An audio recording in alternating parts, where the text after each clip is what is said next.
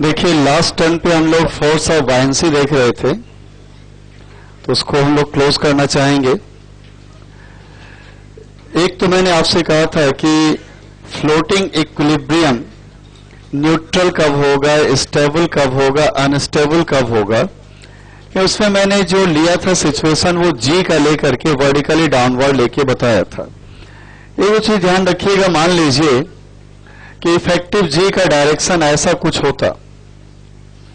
अब इफेक्टिव जी ऐसा क्यों होता समझ रहे हैं कि हो सकता है कि कोई एक्सलरेटेड फ्रेम वगैरह हो तो ऐसा हो सकता है। तो यदि इफेक्टिव जी का डायरेक्शन कुछ ऐसा होता तो आप यदि कहते हैं कि फ्लोटिंग इक्विलिब्रियम स्टेबल, अनस्टेबल या न्यूट्रल क्या होगा, कैसे डिसाइड करेंगे, तो बहुत सिंपल सा मेथड है कि centre of mass centre of buoyancy के अहेड होना चाहिए in the direction of effective g. जैसे मैं कह रहा था नहीं, लोअर लेवल पे इसलिए कहता है क्योंकि इफेक्टिव जी डाउनवर्ड था, अब इफेक्टिव जी ऐसे है। तो यानी यदि आप चाहते हैं कि इसमें स्टेबल इक्विलिब्रियम हो, फ्लोटिंग इक्विलिब्रियम जो रोटेशनल इक्विलिब्रियम है वो स्टेबल हो, तो उसके लिए centre of mass of body centre of buoyancy से अहेड होना चाहिए, आगे होना चाहिए in the direction of effective g. यानी ऐसे समझाने के लिए हम यहाँ पे फिगर बनाए कि इस तरह से बॉडी है, तो ये मान लीजिए सेंटर ऑफ मास है, इधर सेंटर ऑफ बायंसी है, तो ये स्टेबल इक्विलिब्रियम होगा क्योंकि centre of mass centre of buoyancy से क्या है, आगे है इफेक्टिव जी के डायरेक्शन में। That's stable rotational equilibrium. Tilt करेंगे फिर बॉडी इसी कंडीशन में लौट कर आ जाएगा। लेकिन यदि ऐसा आप कहते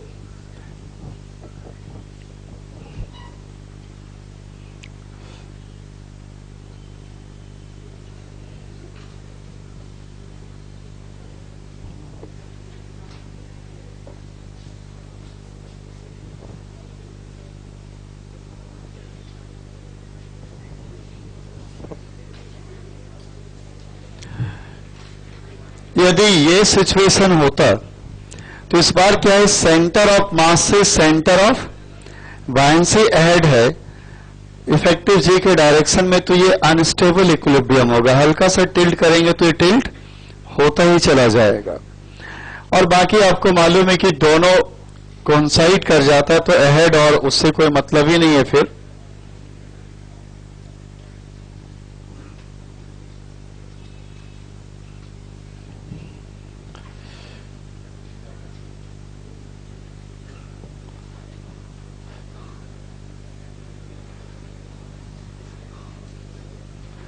ये दोनों एक ही जगह हो जाएगा तो अहेड और पीछे आगे से क्या मतलब है, फिर तो हर हाल में कैसा होगा, ये न्यूट्रल इक्विलिब्रियम होगा।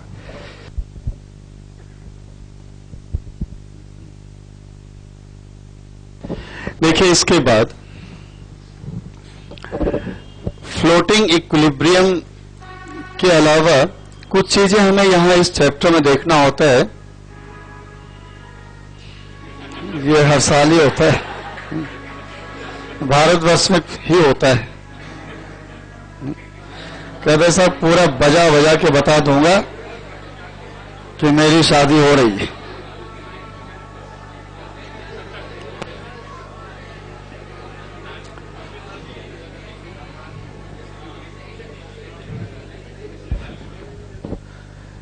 देखिए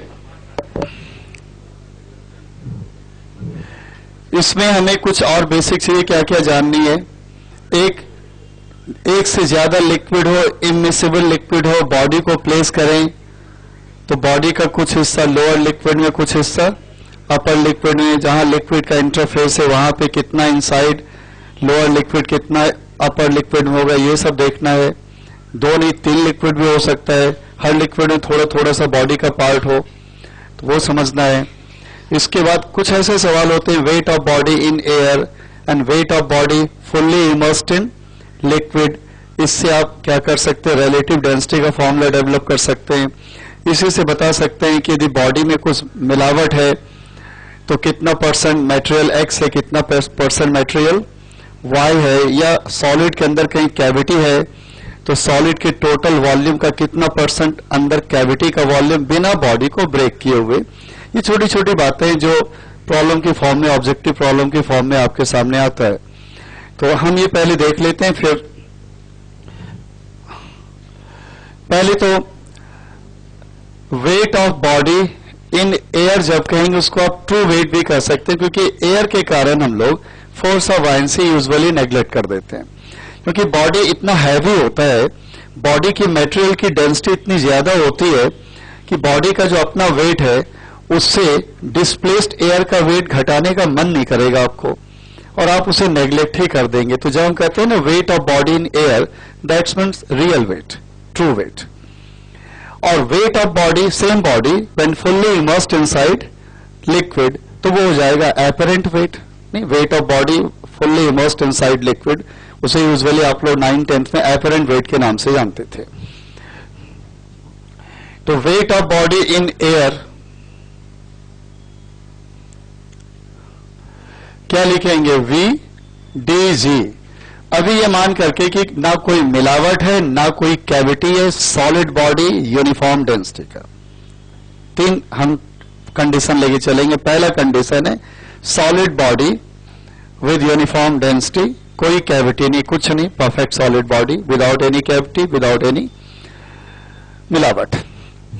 तो ये वेट इन एयर मैंने VDG क्यों लिखा, V is the volume of body, D is the density of material of body, into G, simple यही रियल वेट होता है, weight of body in air. Wait of body when fully immersed inside liquid, उसी body का wait liquid में क्या होगा, तो ये हो जाएगा VDG minus V rho G।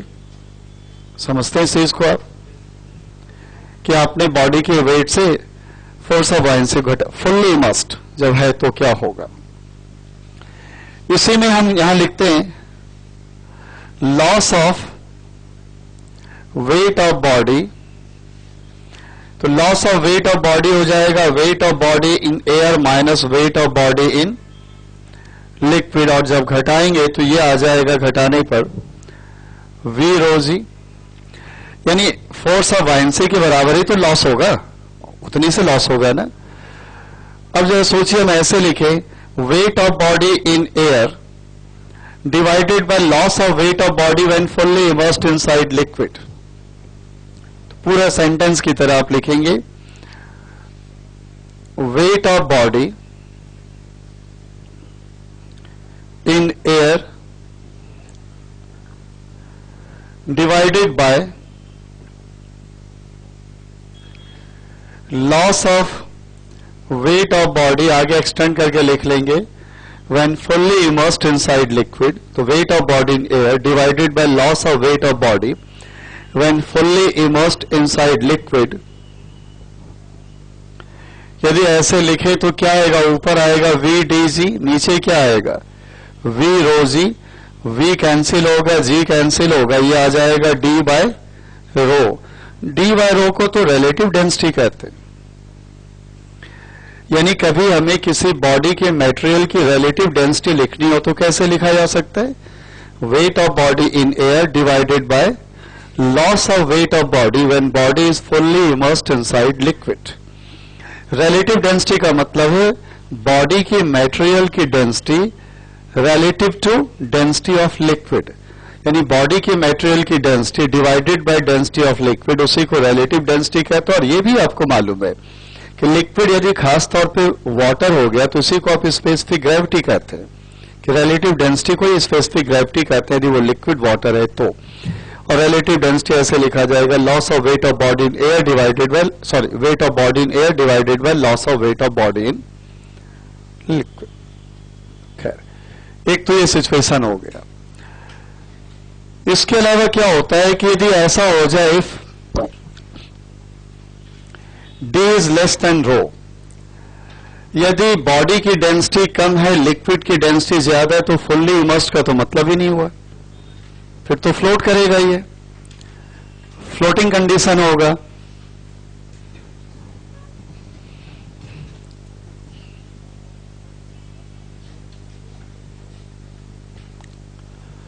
Floating condition है, फ्लोटिंग इक्विलिब्रियम होगा, तो देखिए हम ऐसे लिखेंगे वी डी जी को हम बैलेंस करा देंगे डेल्टा वी रो जी से। कहेंगे क्या लिखा आपने, बॉडी की डेंसिटी लिक्विड की डेंसिटी से कम है, तो फ्लोटिंग कंडीशन है V D G equals to delta V rho g. क्यों, वी डी जी तो बॉडी का वेट हो गया, मैंने डेल्टा वी लिखा है फ्लोटिंग कंडीशन में बॉडी का कितना वॉल्यूम लिक्विड के इनसाइड है, बॉडी का कितना वॉल्यूम लिक्विड के इनसाइड है, दैट्स डेल्टा वी। उतना ही वॉल्यूम तो लिक्विड का हटाया होगा, तो force of buoyancy delta V rho g. और इस तरह से कह लेंगे कि यहां पर डेल्टा वी बाय वी क्या आ जाएगा, ये डी बाय रो, और डी बाय रो क्या था, रिलेटिव डेंसिटी। बताइए डेल्टा वी बाय वी को क्या कहेंगे, बॉडी के टोटल वॉल्यूम का कितना फ्रैक्शन लिक्विड के इनसाइड है, कब, in floating equilibrium condition, and that equals to relative density. इन रिलेटिव डेंसिटी का एक मेथड क्या देखा, weight of body in air divided by loss of weight of body when completely immersed inside liquid. दूसरा आपने क्या देखा कि जब फ्लोटिंग इक्विलिब्रियम का कंडीशन है तो हम रिलेटिव डेंसिटी कैसे लिख सकते हैं, fraction of volume of body inside liquid, यही है। तो इसको आप रिलेटिव डेंसिटी को लिख लेंगे आप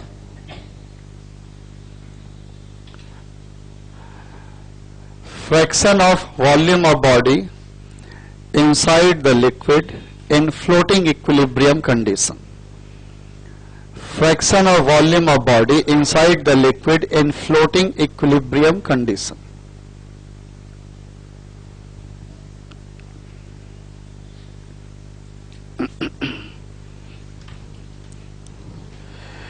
फिर देखिए इसी को 100 से मल्टीप्लाई करेंगे तो परसेंटेज आ जाएगा, वॉल्यूम का कितना परसेंट लिक्विड के इनसाइड होगा, तो सिंपली होगा रिलेटिव डेंसिटी इनटू 100। ये सब ध्यान रखना चाहिए कि डायरेक्टली प्रॉब्लम में हमें यूज कर लेना होता है कि रिलेटिव डेंसिटी गिवन उससे क्या क्या मतलब निकल सकता है।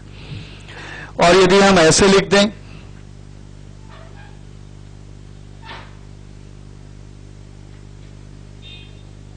क्या हो जाएगा, fraction of volume outside the liquid in floating equilibrium condition, क्योंकि टोटल फ्रैक्शन तो 1 ही कहलाएगा ना आपका। तो यानी जब आप 1 माइनस रिलेटिव डेंसिटी कर देंगे तो इससे ये पता चल जाता है कि बॉडी के वॉल्यूम का कितना फ्रैक्शन लिक्विड के बाहर होगा इन फ्लोटिंग इक्विलिब्रियम कंडीशन। तो आगे बढ़ा के लिख लीजिएगा फ्रैक्शन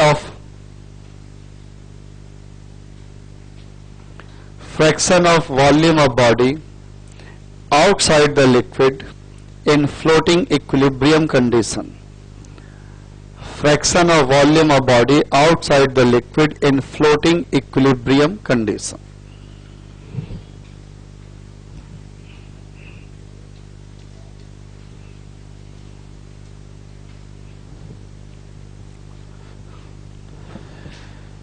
देखिए ये तो तब था जब बॉडी बिल्कुल कोई कैविटी नहीं, कोई मिलावट नहीं, सिंपल है।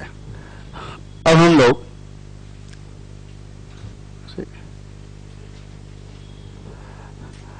लोग हेडिंग डाल दें body having some cavity inside, body having some cavity inside, body के अंदर कुछ कैविटी हो। देखिए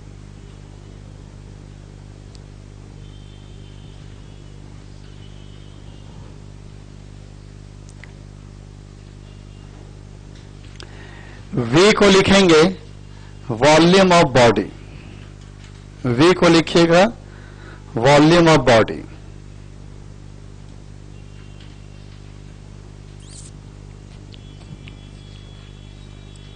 डेल्टा V को लिखिएगा volume of cavity inside the body. V है volume of body, V volume of body, और डेल्टा V को लिखिएगा volume of cavity inside the body. बाकी D है डेंसिटी ऑफ बॉडी, रो है डेंसिटी ऑफ लिक्विड जो स्टैंडर्ड फॉलो हो रहा है तब से, D density of body and rho है डेंसिटी ऑफ लिक्विड। अब जरा देखिए मैं wait of body in air, इसको ट्रू वेट कहेंगे। बताइए wait of body in air हम क्या लिखें? आप बोल सकते हैं, बिल्कुल सही, v minus delta we D जी, बिल्कुल यही होगा। Weight of body in air, ये जो v आपने लिखा वो किसी अंधे को दे दें बॉडी हाथ में, तो बाहर से टच करके फील करेगा इतना बड़ा है ये वॉल्यूम, उसके अंदर कैविटी भी तो है।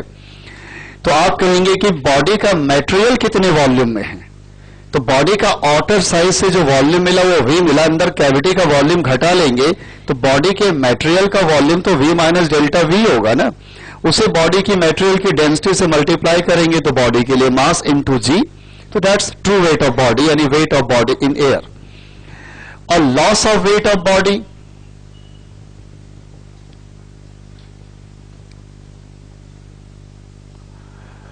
इन लिक्विड, ये भी आप ही लोग बोलिए, loss of weight of body in liquid क्या होगा?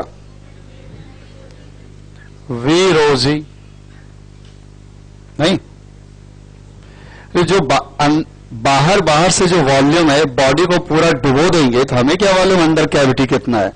बॉडी कहेगा मैं अपने बाहरी आकार के हिसाब से तो लिक्विड हटाऊंगा, तो बाहर से जो वॉल्यूम फील हो रहा है पूरा डुबो देंगे तो अपने वॉल्यूम के बराबर तो लिक्विड हटा देगा, तो फोर्स ऑफ बायंसी क्या आएगा? वी रोजी, और जितने से फोर्स ऑफ बायंसी होगा अपवर्ड उतना से ही वेट कम फील करेंगे, तो loss of weight of body when fully immersed inside liquid होगा वी रोजी।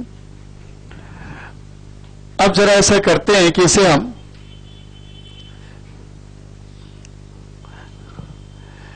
डिवाइड करते हैं, weight of body in air divided by loss of weight of body,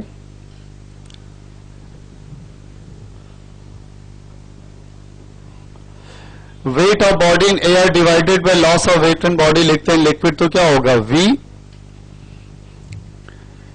D G minus delta v D G upon v rho G, split कर दीजिए,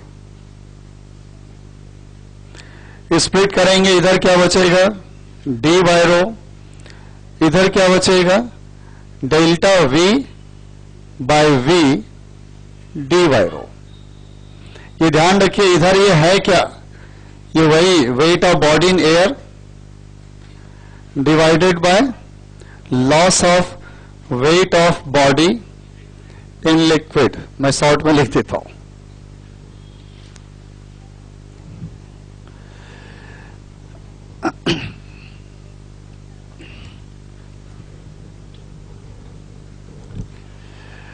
अब इससे क्या उम्मीद है कि डी बाय रो हम कॉमन ले लें और उधर पटक के रख दें, तो क्या हो जाएगा? 1 minus delta V by V, ये वही weight of body in air divided by loss of weight of body in liquid into क्या हो जाएगा? रो बाय डी, और उसके बाद आपको चाहिए डेल्टा वी बाय वी, तो ये हो जाएगा 1 माइनस दिस मच,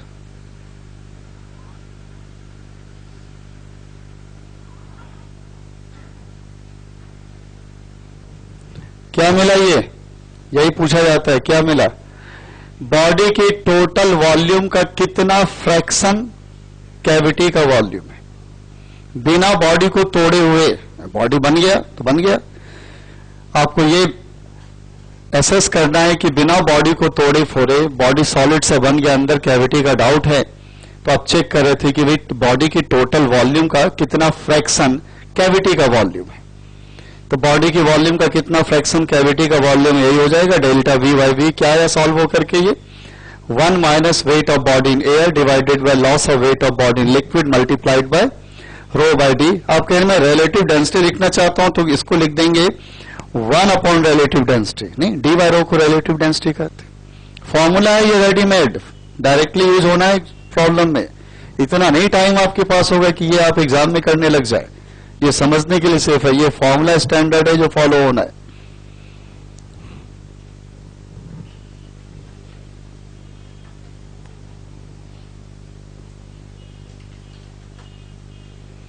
तो इसे लिख लीजिएगा फ्रैक्शन ऑफ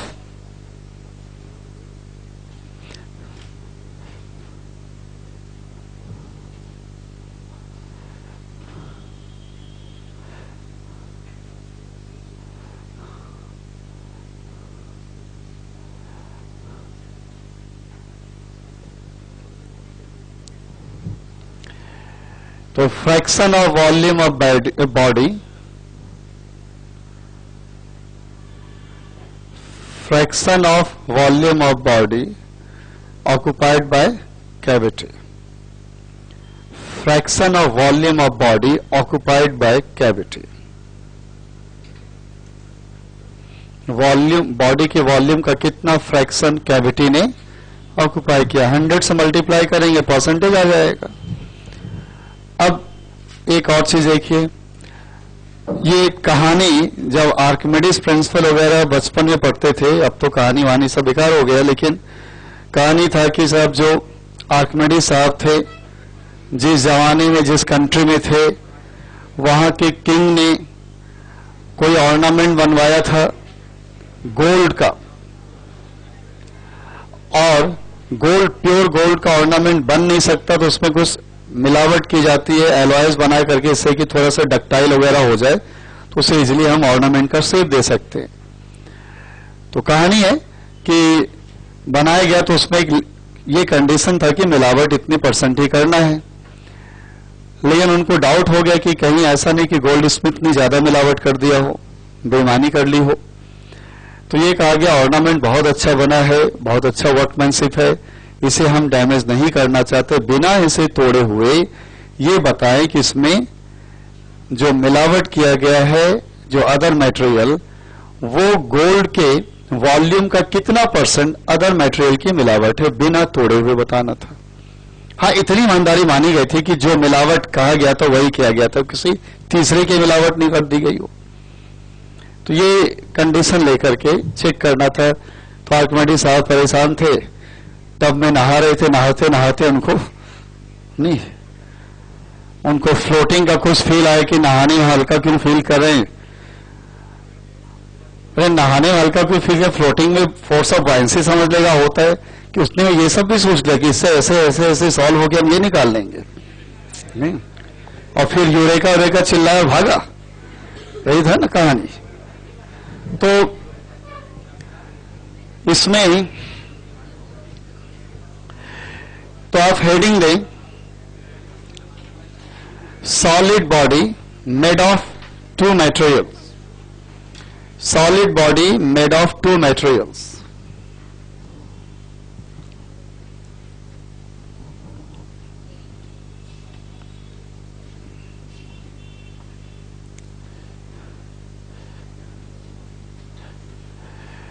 तो इसमें ऐसा कर लीजिए, V है volume of body,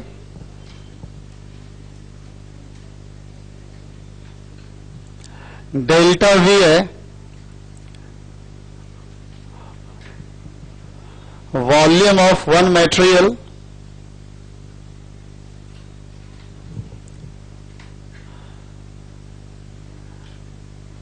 having density D1। तो naturally V minus delta V क्या हो जाएगा, आगे खुद लिख लें, volume of other material having density D2। V है वॉल्यूम ऑफ बॉडी, तो V वॉल्यूम ऑफ बॉडी है, डेल्टा V है volume of one material having density D1, और V माइनस डेल्टा V है naturally volume of other material having density D2। दो material आपने mix किया है, एक की डेंसिटी D1 है, एक की डेंसिटी D2 है, मिक्स करके टोटल वॉल्यूम V है, उसमें डेल्टा V एक मटेरियल का वॉल्यूम है, तो दूसरे का volume V minus delta V। अब weight of body in air लिखना चाहेंगे तो क्या हो जाएगा, weight of body in air, ये हो जाएगा delta V D1G plus V minus delta V D2G। ये तो होगा weight of body in air.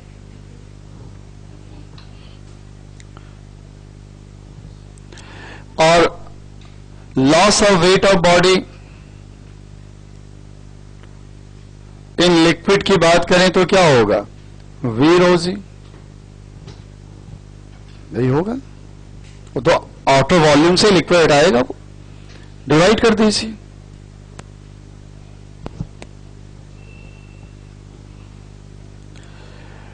तो weight of body in air divided by loss of weight of body in liquid, ये delta V D1 plus v minus delta v d2 upon v rho. g नहीं लिखा, g ऊपर नीचे से क्या हो जाएगा, कैंसल हो जाएगा।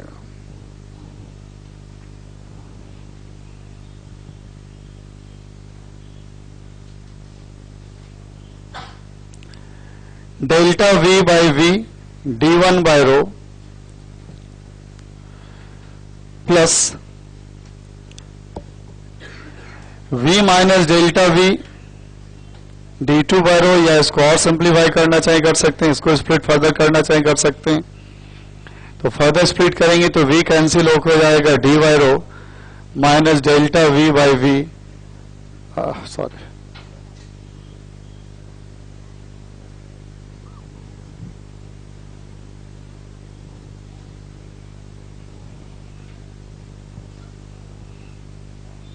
डेल्टा v बाई v यहां से कॉमन लें, डेल्टा v बाई v, ये d1 by rho minus d2 by रो, तो d1 minus d2 by rho plus d2 by रो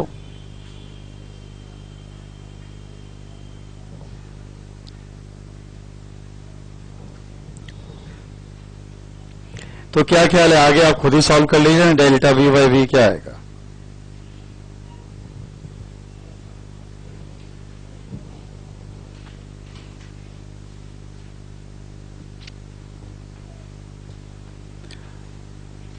इससे सॉल्व हो जाएगा कि बॉडी के टोटल वॉल्यूम का कितना फ्रैक्शन मटेरियल 1 का है, यही ना, बॉडी के वॉल्यूम का कितना फ्रैक्शन मटेरियल 1 का है, तो मटेरियल 2 का जो भी आंसर होगा वो तो 1 माइनस कर देंगे, 2 का कितना फ्रैक्शन है तो 1 माइनस करके आ जाएगा। 100 से मल्टीप्लाई करेंगे तो परसेंटेज आ जाएगा कि जो भी मिलावट है उसमें टोटल वॉल्यूम का कितना फ्रैक्शन मटेरियल 1 का, और एक जब पार्ट सॉल्व है दूसरे की तो दिक्कत ही नहीं, फिर तो 1 माइनस करके दूसरे का फ्रैक्शन आ जाएगा। तो इस तरह से आप फाइंड कर सकते हैं।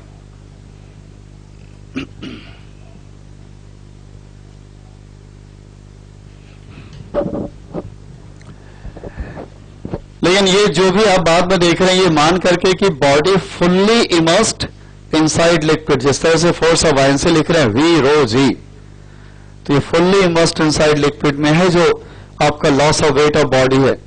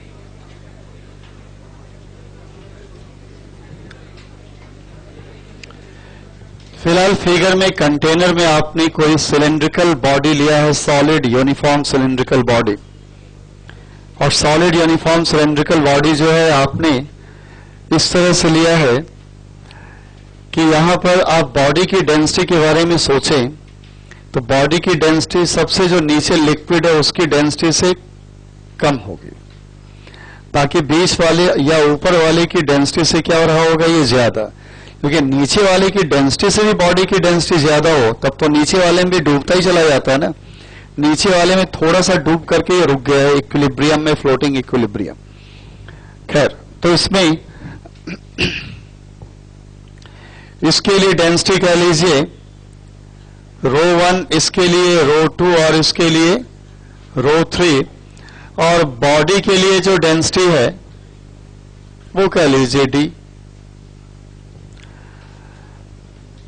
बॉडी के लिए लेंथ आपको दिया गया, इसका टोटल लेंथ है L, और उसमें कहा जा रहा है इसमें इसका जो ये Y है या Y1 कह लीजिए, इसमें ये Y2 है, तो इसमें कितना है कहने की नीड ही नहीं हो, तो बाकी बचा उसी में होगा। मैंने 3 लिया, आप 2 लिक्विड लेके भी चल सकते हैं, कॉन्सेप्ट ही देखना है, बाकी तो प्रॉब्लम में सारी पॉसिबिलिटी आएगा ही। देखिए, फ्लोटिंग इक्विलिब्रियम है, यानी ये बैलेंस्ड है, तो क्या करेंगे, जो सिलिंड्रिकल बॉडी का वेट होगा वो फोर्स ऑफ बायंसी से बैलेंस्ड होगा। प्रेशर इनटू एरिया वाले कॉन्सेप्ट में जाने की नीड नहीं है। फोर्स ऑफ बायंसी से क्यों लिख सकते हैं, क्योंकि नीचे से लिक्विड पूरी तरह से बॉटम के कांटेक्ट में है बॉडी के, तो फोर्स ऑफ बायंसी तो लिखा ही जा सकता है। तो देखिए, जो डाउनवर्ड फोर्स होगा यानी वेट ऑफ बॉडी क्या हो जाएगा, LADG। ए मैंने क्रॉस सेक्शनल एरिया माना है जो गिवन नहीं है और रिजल्ट में भी नहीं आएगा। ध्यान रखिए, इसमें Y1 Y2 ये दोनों अननोन नहीं होगा, Y1 Y2 में कोई एक अननोन होगा। ये जो लिक्विड का इतना सा है पार्ट, ये साइज आपको दिया होगा, Y1 Y2 दोनों अननोन नहीं होगा, ये लिक्विड कितना ये गिवन होगा, बाकी इसमें कितना डिप हुआ है ये Y1, यही आपके मतलब का है जो सॉल्व करना हो सकता है।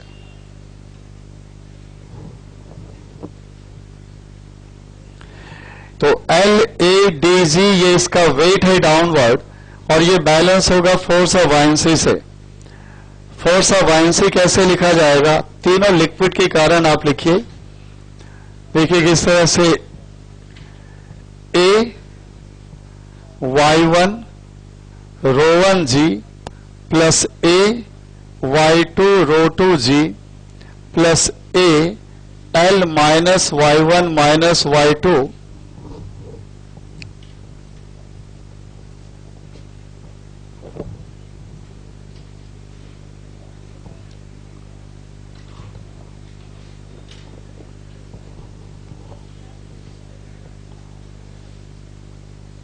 ρ3G। सिंपल।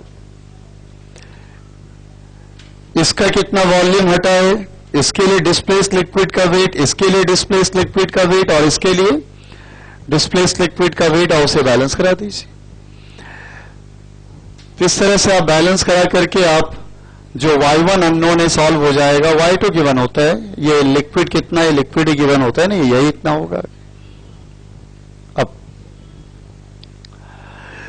ये तो आपने Y1 निकल, लेकिन IIT में सवाल पूछा गया था कि मिडिल वाले लिक्विड ने बॉडी पे कितना फोर्स लगाया, मिडिल वाले लिक्विड ने बॉडी पे कितना फोर्स लगाया, तो आंसर है 0, नहीं लगा रहा। समझ गए ना आप, कहीं आपने तो लिखा है, ये क्या है,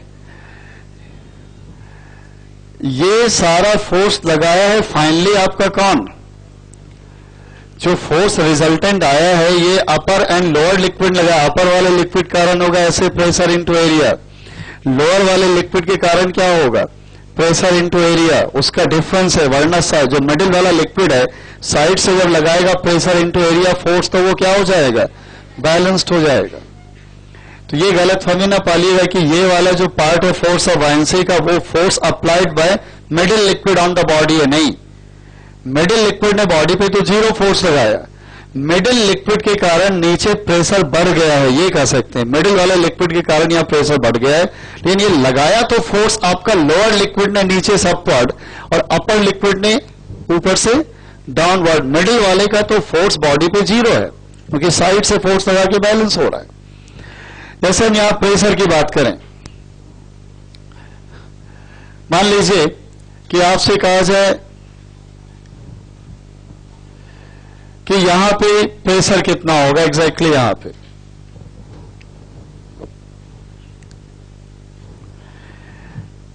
यदि यहां प्रेशर बताना चाहेंगे तो आप प्रेशर लिखने के लिए कभी बॉडी पे ध्यान ना दीजिए। लिक्विड से मतलब है कौन सा बॉडी अंदर, 1 है या 10 बॉडी अंदर है, कितना उस लिक्विड के अंदर, कितना इस लिक्विड के अंदर, कुछ नहीं। यहां पे होगा एटमॉस्फेरिक प्रेशर, यहां पी एटमॉस्फेयर, और उसके बाद क्या करेंगे आप, ऐड करते आएंगे। ये पी एटमॉस्फेयर है, उसके बाद इसके कारण प्रेशर, ये मान लीजिए H1 है तो पी एटमॉस्फेयर प्लस H1 रो 3G, फिर ये H2 है तो H2 रो 2G, और ये आपका यहां तक मान लीजिए S3 है तो क्या हो जाएगा प्लस S3 रो 1G। बॉडी वॉडी से कोई मतलब नहीं है कि लिक्विड के अंदर बॉडी है और बॉडी का साइज क्या है, बॉडी का वेट क्या है, कोई मतलब नहीं। आपको जब लिखना है एब्सोल्यूट प्रेशर तो ऊपर एटमॉस्फेरिक प्रेशर में लिक्विड के कारण गॉस प्रेशर ऐड करते चले आइए। यहां का प्रेशर कहीं का भी, जहां का चाहिए, बॉटम का चाहिए, मिडिल में कहीं यहां का चाहिए, तो जैसे आप लिखते हैं बॉडी से बच के लिक्विड के थ्रू आ जाइए ना। बॉडी से क्या मतलब है, प्रेशर कहीं का भी आप लिख सकते हैं। यानी बॉडी लिक्विड के इनसाइड आने से ये सब हुआ होगा, लिक्विड थोड़ा ऊपर उठ गया होगा, लिक्विड घटाया होगा, लेकिन बॉडी इसमें सेटल कर चुका है, लिक्विड को जितना ऊपर उठना उठ चुका है। अब फाइनली जो फिगर बना उसके हिसाब से एब्सोल्यूट प्रेशर में गॉस प्रेशर ऐड करते चले आइए। तो जहां का जो प्रेशर लिखना है इसलिए लिख सकते हैं, उसके बॉडी के वेट से, मास से, वॉल्यूम से, डेंसिटी से कोई मतलब नहीं।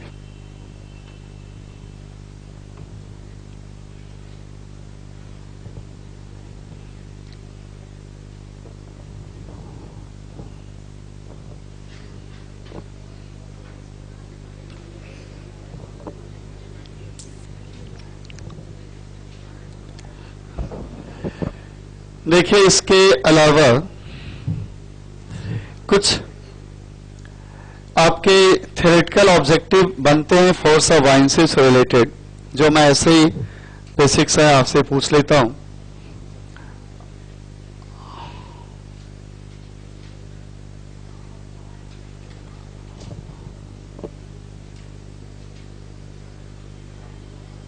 जवाब आप लोग ही दे ले जाएंगे।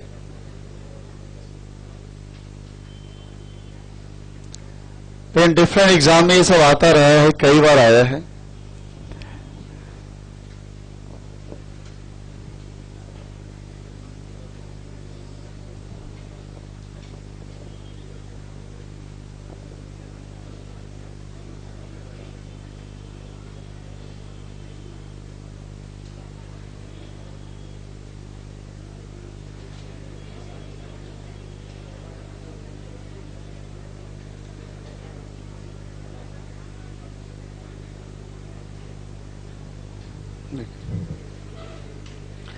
कंटेनर में वाटर है और वाटर सरफेस पे आइस फ्लोट कर रहा है, solid ice without any cavity और सो। तो कंटेनर में वाटर है और उसमें आइस फ्लोट कर रहा है। इसमें 3 कंडीशन बनते हैं, 3 या 4 बनेंगे। एक कंडीशन होगा कि जिस नेचर का वाटर है उसी वाटर को फ्रीज करके आइस बनाया है, यानी ये फ्रेश वाटर आपके नल वाला है तो उसी फ्रीजर में डाल के आपने आइस बनाया है। दूसरा होगा नहीं ये सी वाटर है और आइस फ्रेश वाटर का है, फिर कहेंगे नहीं ये फ्रेश वाटर है, आइस सी वाटर का है।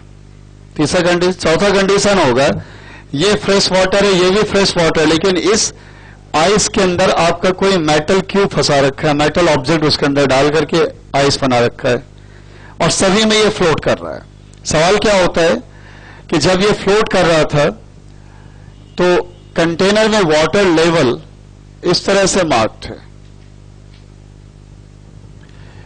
तो जब आइस मेल्ट कर जाएगा तो वाटर लेवल राइज करेगा, फॉल करेगा या वही मेंटेन रहेगा। और ये सवाल कितनी बार पूछा गया आप सोच नहीं सकते। मेडिकल एग्जाम में, प्री इंजीनियरिंग एंट्रेंस में, कितनी बार आईआईटी में, AIEEE में, बहुत जगह। आपके स्कूल लेवल के स्कूल एग्जाम में 11वीं क्लास में, अब 12वीं तो बोर्ड में नहीं आएगा, यदि आप यूपी बोर्ड के तो आ सकते हैं, वरना नहीं।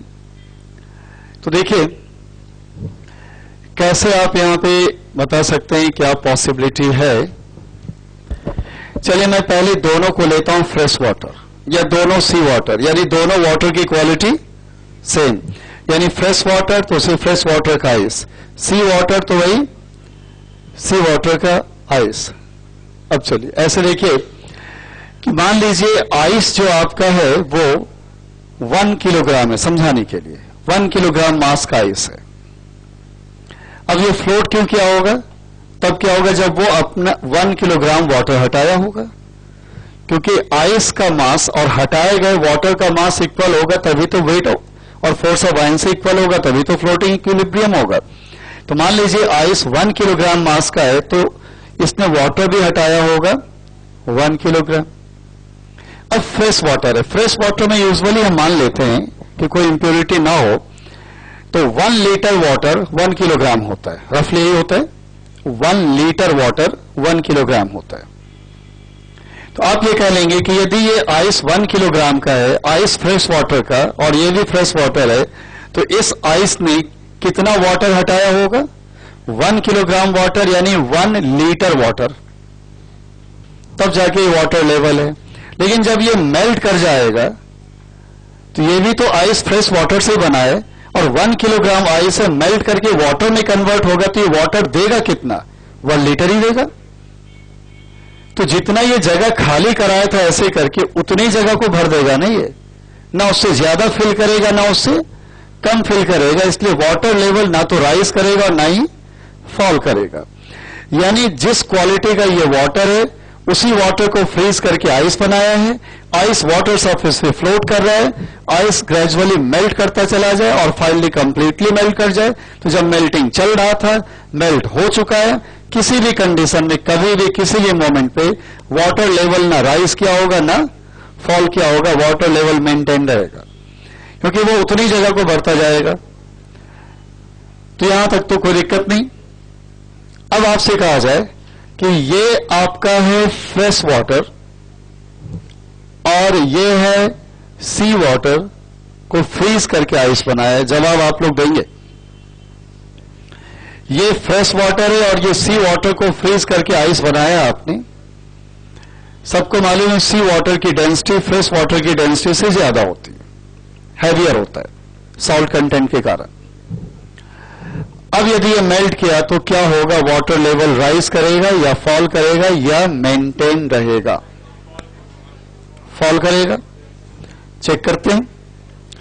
मान लीजिए ये आपका सी वाटर से जो आइस है वो 1 kg है, सी वाटर से आइस है 1 kg, और जब ये मेल्ट करेगा तो 1 लीटर सी वाटर नहीं देगा, उससे कम देगा। 1 लीटर फ्रेश वाटर 1 किलोग्राम का होता है, और फ्रेश वाटर की डेंसिटी ज्यादा है, सॉरी कम है, और सी वाटर की डेंसिटी ज्यादा है।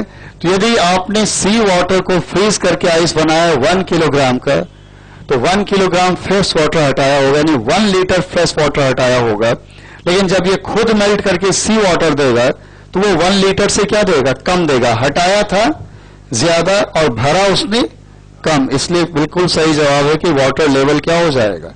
फॉल कर जाएगा। इसी का उल्टा जवाब आपके पास बिना सोचे तैयार है कि यदि ये सी वाटर होता और ये फ्रेश वाटर होता, उल्टा ही है कि 1 किलोग्राम का आइस है फ्रेश वाटर से और फ्लोट कर रहा है ये सी वाटर में। तो अब आप कह लेंगे कि 1 किलोग्राम का आइस फ्रेश वाटर का है तो वो सी वाटर 1 किलोग्राम ही हटाया होगा, लेकिन 1 किलोग्राम सी वाटर 1 लीटर से कम होगा क्योंकि हैवियर है वो। तो 1 किलोग्राम का आइस फ्रेश वाटर वाला 1 किलोग्राम सी वाटर को हटाया होगा, तभी फ्लोट कर रहा होगा, और 1 किलोग्राम सी वाटर का वॉल्यूम 1 लीटर से कम होगा, यानी हटाया है लेस देन 1 लीटर। लेकिन जब ये मेल्ट करेगा तो देगा क्या? 1 लीटर। हटाया था लेस देन 1 लीटर और देगा 1 लीटर, तो वाटर लेवल क्या होगा? राइज कर जाएगा।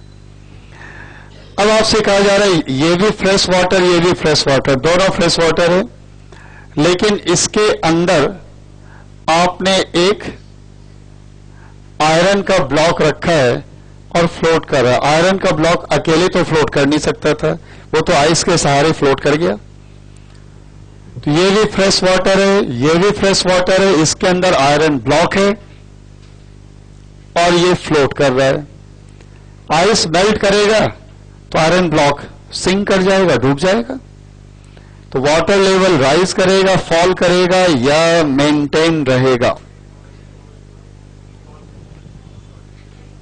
बहुत आसान है, फॉल करेगा। चलिए चेक करते हैं।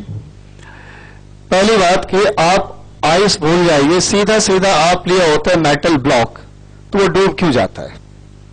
मेटल ब्लॉक इसलिए डूब जाता है कि मेटल ब्लॉक अपने वॉल्यूम के बराबर जब लिक्विड हटाता है तो हटाए गए लिक्विड का वेट मेटल ब्लॉक के वेट से कम होता है, तभी डूब जाता होगा।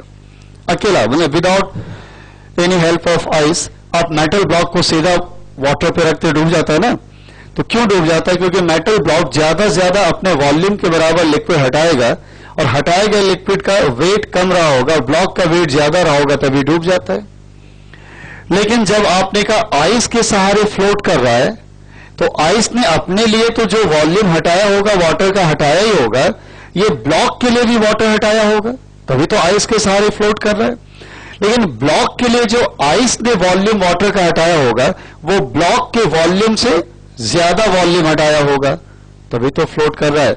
ब्लॉक के वॉल्यूम के बराबर ही हटाना था तो ब्लॉक कहेगा आइस को तेरी क्या जरूरत है, मैं खुद ही हटा लूंगा अपने वॉल्यूम के बराबर वॉल्यूम वाटर का, तब तो डूब जाता ना। ये ब्लॉक अपने वॉल्यूम के बराबर वॉल्यूम का वाटर हटाता तो डूब जाता, क्योंकि ब्लॉक हैवियर है और वाटर की डेंसिटी कम होने से लाइटर है। लेकिन ये ब्लॉक आइस के सहारे क्यों फ्लोट कर गया? क्योंकि आइस ने अपने लिए तो वाटर हटाया ही होगा, लेकिन ब्लॉक के लिए भी आइस ने ही वाटर हटाया। लेकिन ब्लॉक के लिए जब आइस वाटर हटाया है तो ब्लॉक के वॉल्यूम से ज्यादा वॉल्यूम हटाया है। जब आइस मेल्ट कर गया तो खुद के लिए जो हटाया था वो तो उतना ही भर देगा, लेकिन ब्लॉक के लिए जो हटाया था वो ब्लॉक के वॉल्यूम से ज्यादा हटाया था। लेकिन जब मेल्ट करके ब्लॉक डूब जाएगा तो ब्लॉक अपने वॉल्यूम के बराबर वॉल्यूम हटाएगा। पहले ज्यादा हटा था, अब ब्लॉक के वॉल्यूम के बराबर वॉल्यूम हटेगा। इसलिए आप लोग का जवाब बिल्कुल सही था कि वाटर लेवल क्या होगा, फॉल कर जाएगा। तो बहुत ही सिंपल सा है, राइज फॉल करना डिसाइड करना, लॉजिक है, उसमें कुछ ऐसा फॉर्मूला तो है नहीं।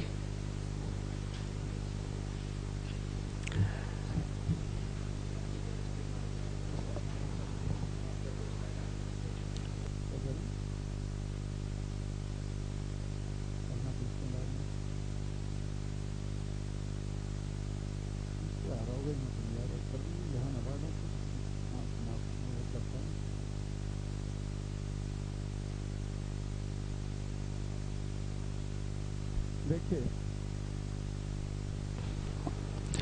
इसमें अब जो हम लोग को जानना है, स्टैटिक वाला हम लोग अब क्लोज करें। जो बातें होंगी अब प्रॉब्लम के नाम पे होगी। हम लोग हाइड्रोडायनेमिक्स की हेडिंग डालते हैं, ठीक है? हाइड्रोडायनेमिक्स या फ्लूइड डायनेमिक्स जो भी कहिए। स्टैटिक में थ्योरी के लिए इतना पर्याप्त है आपके लिए। प्रॉब्लम में कुछ चीजें हम लोग और टॉपअप कर लेंगे नीड के अकॉर्डिंग।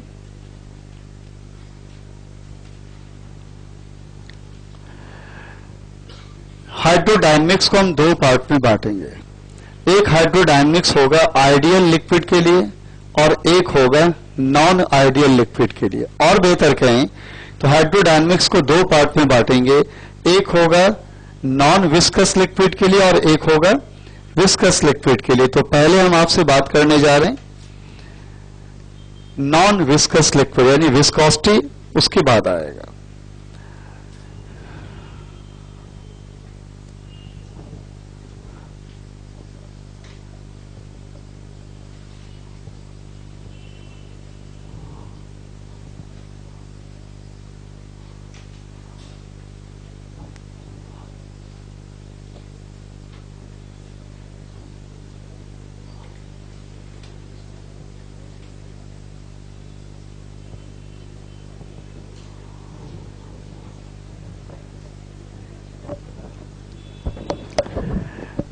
हाइड्रोडायनेमिक्स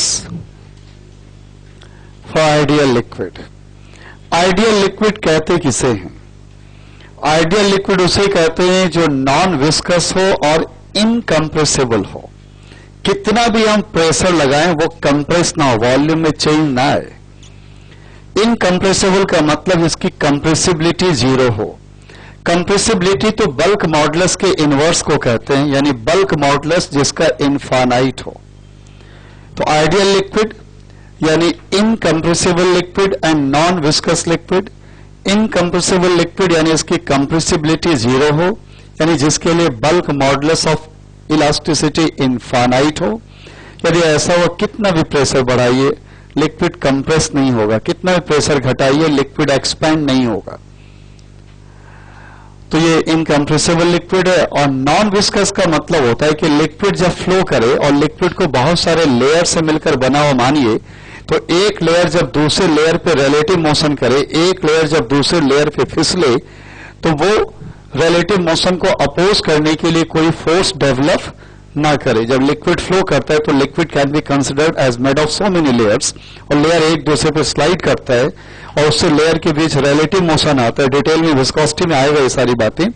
तो उस रिलेटिव मोशन को अपोज करने के लिए कोई रेजिस्टिव फोर्स ना आए, इसको हम आगे चल के विस्कस फोर्स कहेंगे, तो वो नॉन विस्कस है।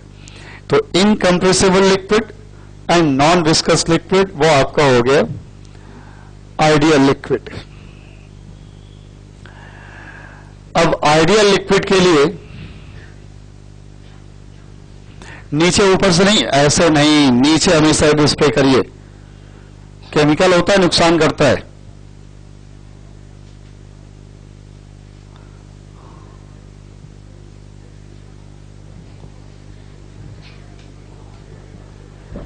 पीछे वाले ने किसी ने कहा कि भाई बैड स्मेल है, तो वो स्प्रे कर रहे थे, वहां पे है तो पीछे करके भाग गया वो। अभी आएगा, मैं कह दूंगा दोबारा।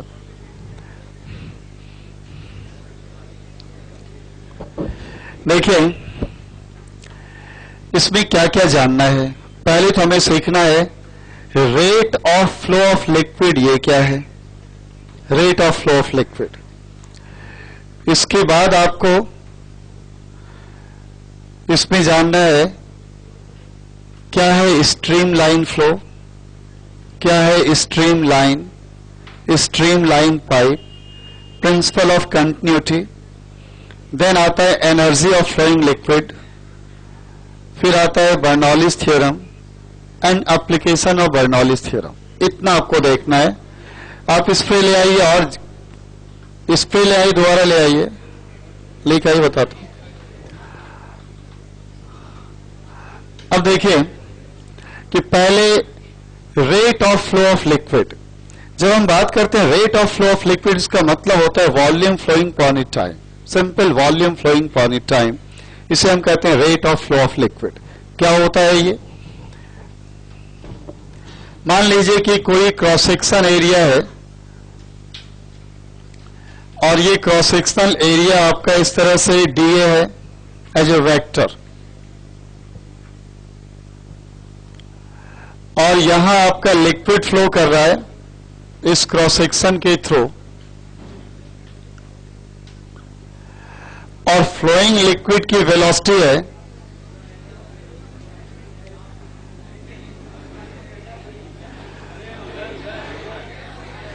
सबके खाली है। क्या बात, तो फिर लेके आया क्यों था?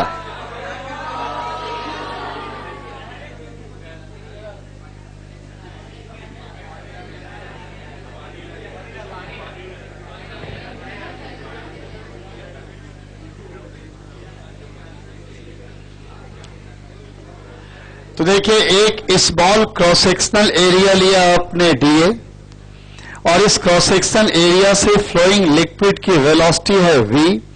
सबको मालूम है एरिया वेक्टर क्वांटिटी है। एरिया का डायरेक्शन क्रॉस सेक्शन के प्लेन के परपेंडिकुलर दिखाया इसीलिए आपने, और वेलोसिटी, और इन दोनों के बीच का एंगल मान लीजिए कि आपसे कहा जाए यह एंगल थीटा है। तो अब आप कह लेंगे यहां जो होगा volume flowing upon a time d V by dt। देखिए जब v स्मॉल से लिख रहे हैं तो वेलोसिटी है, v कैपिटल से लिख रहे हैं तो ये वॉल्यूम है, dV by dt volume flowing upon it time, ये होता है V डॉट dA, ये होता है। कभी भी कि जब भी कोई छोटा सा क्रॉस सेक्शन क्यों लिया, हमें इस बात का डर था कि बड़ा सा क्रॉस सेक्शन हम ले लेंगे तो पूरे क्रॉस सेक्शन पे शायद वेलोसिटी का डिस्ट्रीब्यूशन यूनिफॉर्म ना हो, नॉन यूनिफॉर्म हो, क्रॉस सेक्शन के अलग अलग पॉइंट पे फ्लोइंग लिक्विड की वेलोसिटी अलग अलग हो जाए, V1, V2, V3, तब तो बात बिगड़ जाती। तो यानी स्मॉल क्रॉस सेक्शन का फायदा यह होता है कि उस पूरे क्रॉस सेक्शन पे वेलोसिटी का डिस्ट्रीब्यूशन ऑलमोस्ट क्या बना जा सकता है, यूनिफॉर्म। तो velocity as a vector V है, क्रॉस सेक्शन का एरिया एज ए वेक्टर आपका dA है, तो volume flowing upon it time यानी rate of flow of liquid होता है V डॉट dA। अब देखिए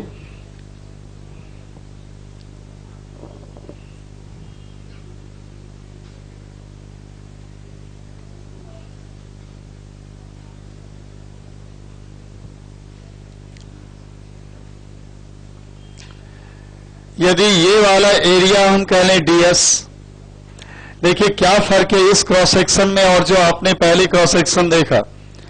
पहले का क्रॉस सेक्शन वेलोसिटी के डायरेक्शन की परपेंडिकुलर प्लेन से नहीं था, अब जो मैंने क्रॉस सेक्शन दिखाया वो वेलोसिटी के डायरेक्शन की परपेंडिकुलर प्लेन से है।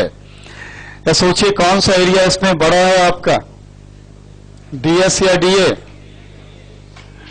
dA, इसलिए dA को रिजॉल्व करेंगे तो ds मिलेगा, dA cos theta equals to ds।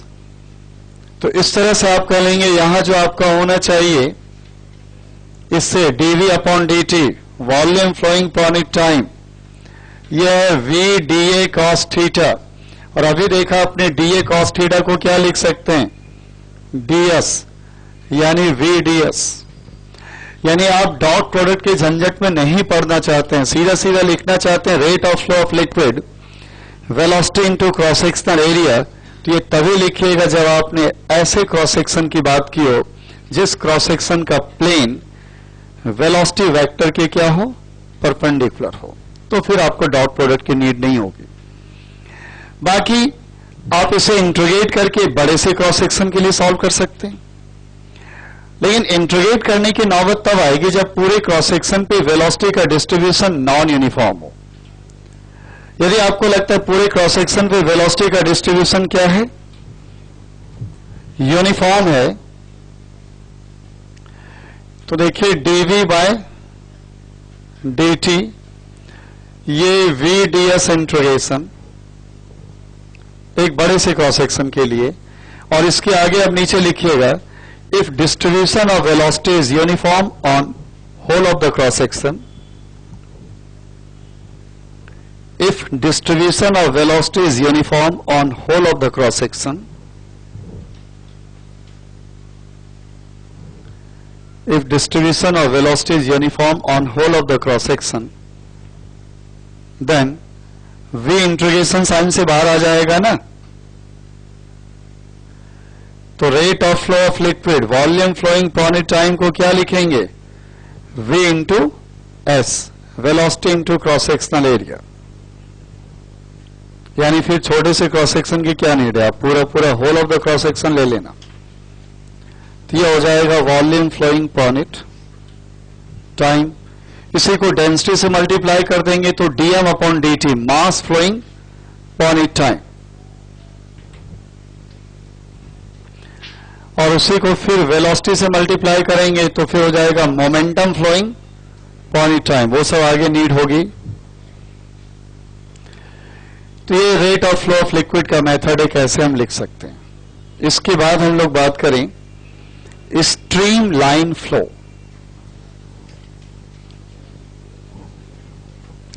Stream line flow में कोई फॉर्मूला वगैरह नहीं आएगा, ये बस समझना है।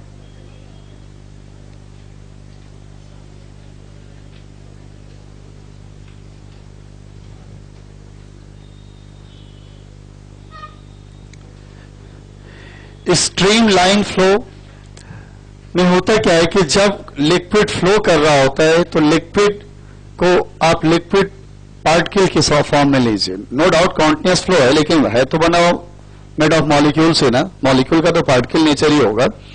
तो लिक्विड फ्लो हो रहा है, तो लिक्विड पार्टिकल आगे जा रहा है, पीछे से लिक्विड पार्टिकल कॉन्टिन्यूसली आ रहा है।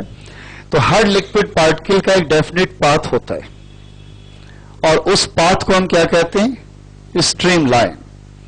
और स्ट्रीम लाइन का लिक्विड में बिहेवियर वैसा ही होता है जैसे इलेक्ट्रोस्टैटिक में इलेक्ट्रिक फील्ड लाइन का था, मैग्नेटिज्म में मैग्नेटिक फील्ड लाइन का था। बिल्कुल वैसा ही होता है कि जहां पे इलेक्ट्रिक फील्ड लाइन पास पास वहां फील्ड इंटेंसिटी ज्यादा, जहां स्ट्रीम लाइन पास पास वहां वेलोसिटी ज्यादा। इलेक्ट्रिक फील्ड लाइन पे टेंजेंट ड्रॉ करेंगे तो फील्ड इंटेंसिटी का डायरेक्शन देगा, स्ट्रीम लाइन पे टेंजेंट ड्रॉ करेंगे तो वेलोसिटी का डायरेक्शन देगा। दो इलेक्ट्रिक फील्ड लाइन एक दूसरे को इंटरसेक्ट नहीं कर सकता, दो स्ट्रीम लाइन एक दूसरे को इंटरसेक्ट नहीं कर सकता, इसीलिए इसको कहा जाता है वेलोसिटी फील्ड। वो है इलेक्ट्रिक फील्ड। ये क्या कहलाता है? Velocity field is represented by stream line.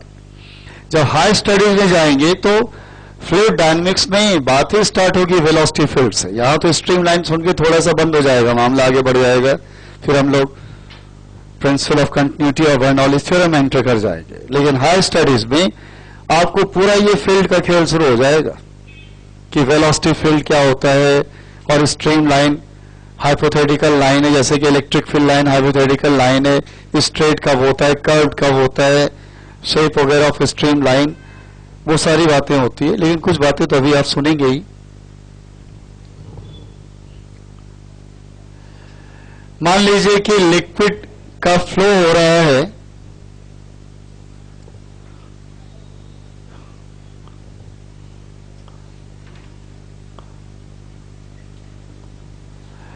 और इसमें कुछ ऐसा कह लें कि कुछ स्ट्रीम लाइन हम बना लें।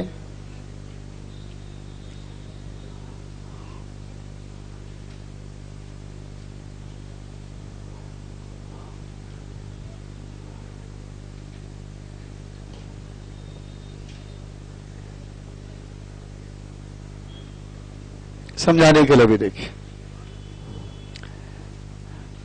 मैंने ये जो व्हाइट कलर से ब्रोकन लाइन दिया वो लिक्विड को फील करने के लिए। ऐसा नहीं कि मैं कह रहा हूं लिक्विड ऐसे फ्लो कर रहा है, लिक्विड कैसे फ्लो कर रहा है वो स्ट्रीम लाइन डिसाइड करेगा, ठीक है ना। ये मैंने व्हाइट कलर से लिक्विड है यहां पे, ये समझा रहा हूं मैं आपको। फ्लो समझाएगा स्ट्रीम लाइन, तो मैंने स्ट्रीम लाइन तीनों कर्व लिया है और एरो भी बना रखा है।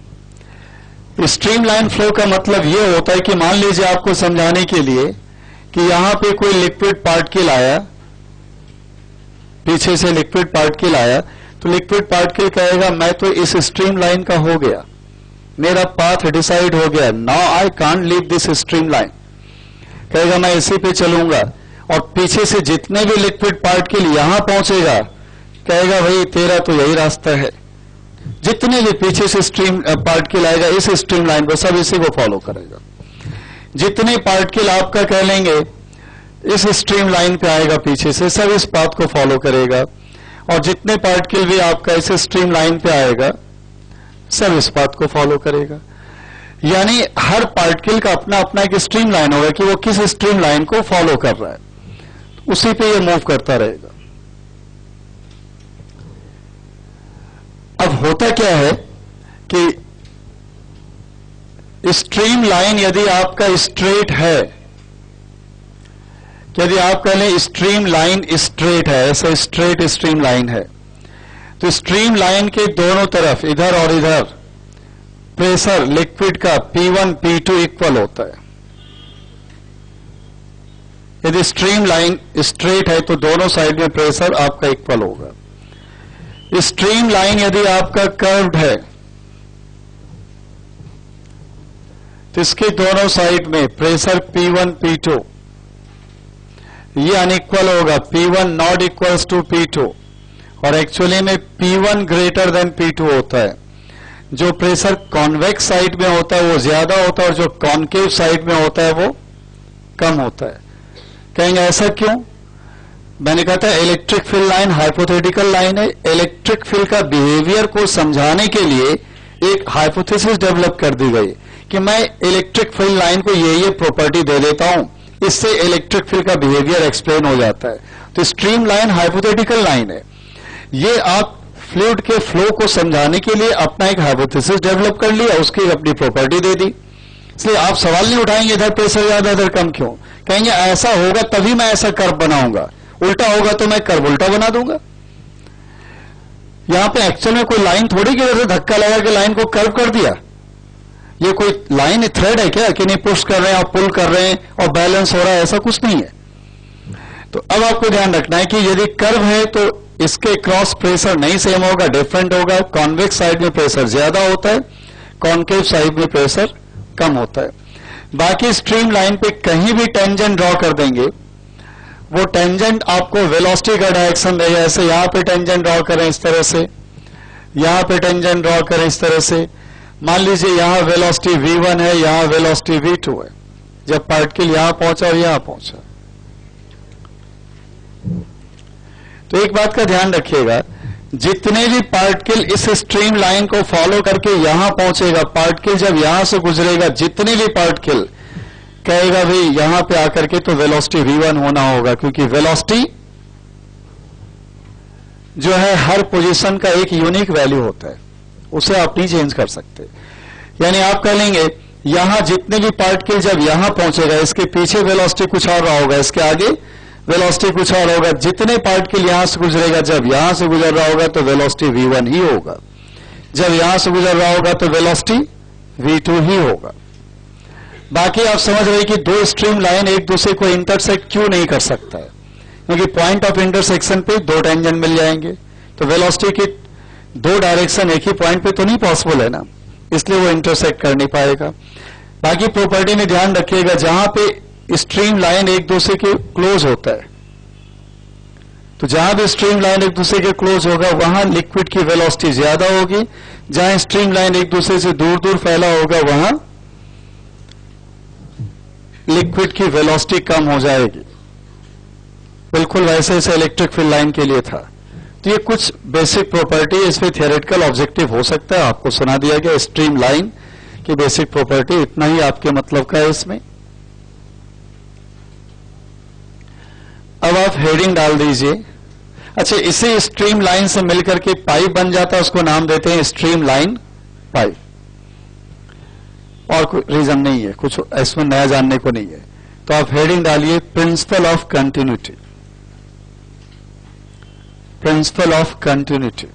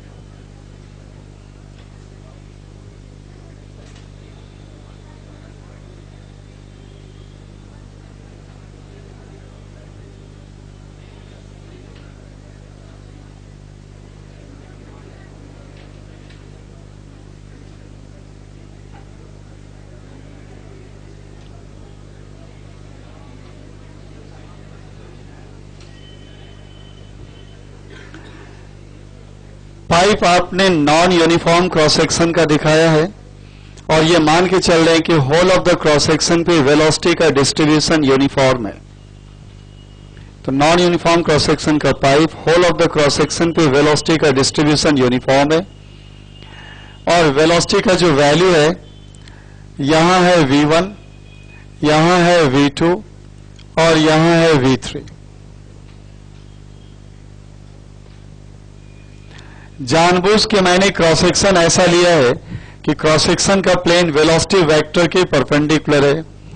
एरिया यहां है a1, यहां है a2 और यहां है a3। आपको पढ़ना है इनकंप्रेसिबल लिक्विड। यदि ये पूरा पाइप फिल्ड है, पहले से भरा हुआ है, उसके बाद इधर से लिक्विड आप फ्लो इन कराएंगे, इधर से लिक्विड क्या होगा, फ्लो आउट करेगा।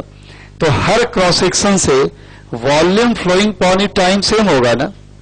मान लीजिए यहां से वॉल्यूम फ्लोइंग इन, जो वॉल्यूम फ्लो इन कर रहा है पॉइंट टाइम ज्यादा हो, और यहां से वॉल्यूम फ्लो आउट कर रहा है पॉइंट टाइम कम हो, तो ऐसा तभी होगा जब बीच में लिक्विड कंप्रेस हो जाए, दब जाए, और आप करेंगे हम तो इनकम्प्रेसिबल लिक्विड पढ़ रहे हैं, आइडियल लिक्विड पढ़ रहे हैं, तो जितना वॉल्यूम यहां से यूनिट टाइम में एंटर करेगा यहां से उतना ही वॉल्यूम यूनिट टाइम में क्या होगा, बाहर आएगा। और ये हर क्रॉस सेक्शन के थ्रू ऐसा ही होता है, और इसीलिए कह लेते हैं कि इस क्रॉस सेक्शन के through rate of flow of liquid A1V1, इसके through rate of flow of liquid A2V2 और इसके through rate of flow of liquid A3V3, ये सब क्या होगा, इक्वल होगा।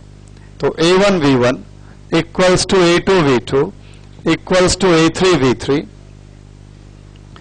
और आप कह लेंगे किस तरह से A इंटू V क्या कह लेंगे, कांस्टेंट, यानी V इनवर्सली प्रोपोर्शनल टू क्या कह लेंगे, A।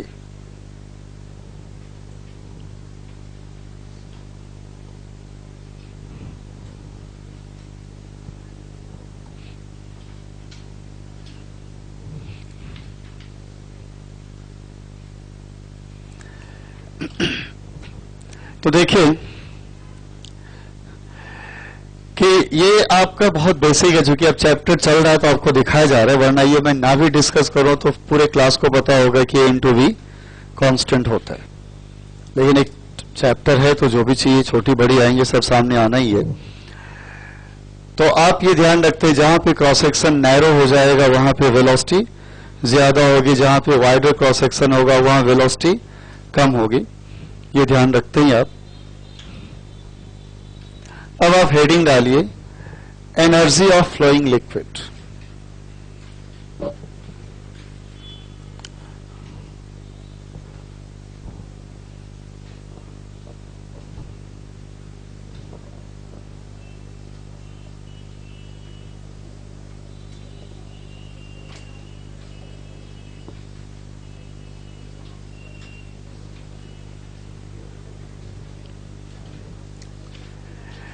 देखिए एनर्जी ऑफ फ्लोइंग लिक्विड में मैं जो भी लिक्विड की एनर्जी आप पढ़ते हैं वो सब मैकेनिकल एनर्जी है, यानी जो इजीली वर्क में कन्वर्ट हो सके। तो लिक्विड के पास वर्क करने की तीन एबिलिटी होती है, अपनी मोशन यानी वेलोसिटी के कारण, अपनी लिक्विड की हाइट के कारण और प्रेशर के कारण। इसीलिए आप कह लेते हैं लिक्विड के लिए एनर्जी तीन है, kinetic energy, gravitational potential energy and pressure energy. Liquid अपने प्रेशर के कारण फोर्स लगा के और डिस्प्लेस करके वर्क कर सकता है, तो प्रेशर एनर्जी भी पढ़ते हैं। तो एनर्जी ऑफ फ्लोइंग लिक्विड में काइनेटिक एनर्जी, और काइनेटिक एनर्जी भी जो लिखेंगे इस तरह से dk बाय dv, यानी वॉल्यूम का very small element dv, volume का वेरी स्मॉल एलिमेंट dv लेंगे, उसके लिए मास होगा dm, उसकी काइनेटिक एनर्जी dk, तो dk होगा हाफ dm v स्क्वायर, और तब जाके dk बाय dv लिखेंगे तो kinetic energy per unit volume, और ये सॉल्व होके आता है हाफ रो v स्क्वायर। कहेंगे देखिए इसमें डेरिवेशन समझने समझाने वाली बात ही नहीं है, आप ऐसे समझ जाएंगे कि जब काइनेटिक एनर्जी लिखते हैं हाफ एम वी स्क्वायर तो उसमें एम मास लेते हैं, और जब kinetic energy per unit volume लेंगे तो मास की जगह मास पर यूनिट वॉल्यूम लेंगे यानी डेंसिटी लेंगे, इसीलिए हाफ रो वी स्क्वायर हो गया। So this is not simple kinetic energy, this is the kinetic energy per unit volume of flowing liquid. तो फ्लोइंग लिक्विड के यूनिट वॉल्यूम के लिए काइनेटिक एनर्जी जिसे dk by dv half rho v square, du by dv ये होता है rho जी H, यह है gravitational potential energy per unit volume. वैसे आप पोटेंशियल एनर्जी ग्रेविटेशनल लिखते क्या है एम जी एच, तो एम की जगह क्या लिख दिया डेंसिटी मास पर यूनिट वॉल्यूम, तो इसलिए हो गया potential energy per unit volume. लेकिन जब आप पोटेंशियल एनर्जी कभी लिखते थे एमजीएस तो कब लिखते थे, जब पहले कोई रेफरेंस लेवल तय करते थे कि इस रेफरेंस लेवल में पोटेंशियल एनर्जी जीरो मानेंगे, और वहां से H एबव है तो पोटेंशियल एनर्जी mgh पॉजिटिव, और वहां से H बिलो है तो पोटेंशियल एनर्जी mgh नेगेटिव। तो ये भी जब लिखेंगे तो आपको कोई रेफरेंस लेवल तो तय करना होगा कि नहीं ये रेफरेंस लेवल पे हमने पोटेंशियल एनर्जी जीरो माना है, और वहां से फ्लोइंग लिक्विड का जो छोटा सा एलिमेंट होगा dv वॉल्यूम वाला वो कितनी हाइट पे रहा होगा, H एबव तो होगा प्लस रो जी एच, और H बिलो होगा तो माइनस रो जी एच। एक बात और, जब हम mgs लिखते थे तो ये तब सही होता था कि जिस लेवल पे पोटेंशियल एनर्जी हम जीरो मानते थे उस लेवल से h हाइट तक हर जगह g यूनिफॉर्म होता था, small g, exploration due to gravity uniform, इसीलिए कम हाइट के लिए सही होता था। किलोमीटर्स में हाइट चला जाए तो आप नहीं लिख सकते mgh, फिर तो ग्रेविटेशन चैप्टर याद आएगा, माइनस जी m1 m2 बाय r करते हुए, ऐसे नहीं लिखा जाता है।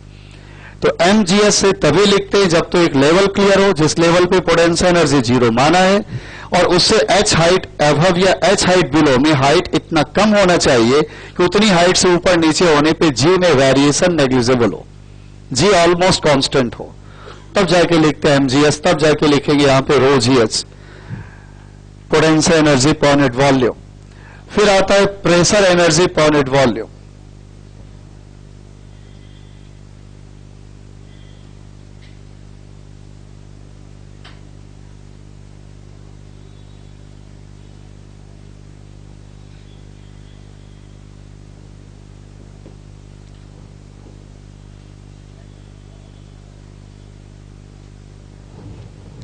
ये तो लिक्विड का प्रेशर ही होता है, क्यों होता है भी मैं एक्सप्लेन कर दूंगा आपको।